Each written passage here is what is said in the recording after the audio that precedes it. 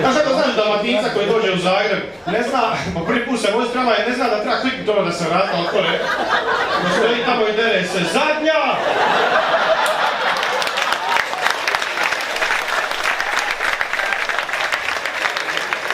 To je, to je komunikacija na koju smo mi navikli sa šoferima. Ima izać! To na parobrodu.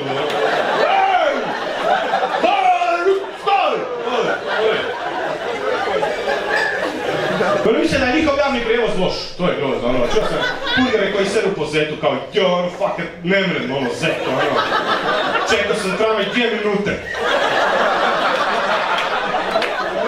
Znači ti kad vozija javnim prijevozom u Splitu, stari, ja sam put čekam puš 45 minuti, kasnije sam na faks izgubio pravo školovanje.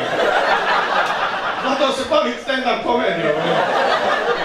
Čekam puš 45 minuti, nema ga, onda dođu 3 odjednom. Blokiraju raskrižje, ono.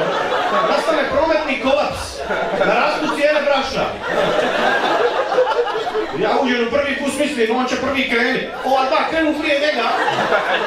Da se moj šofer raskusurava s ljudima i kupi kovanice s poda, da. Ja popizdja, govorim, ti vozi, ja ću naplaćiva karte.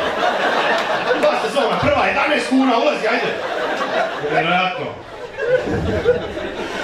No. Ja, u nas je prometno grozan. On zna, njima piše na stanici kad će doći bus. Ja bi u Splitu nekad čeka, ne znam uopće voze.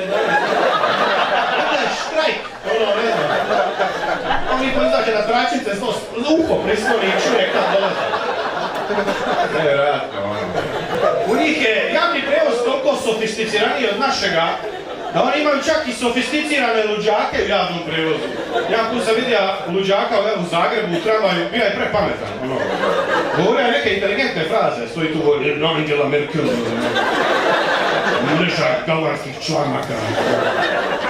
Koji lik je ono pametniji od nekih naših gradonačelnika. Ima bolji vokabular od Keruma, definitivno. Pomijeli bi Keruma u Scrabble, definitivno.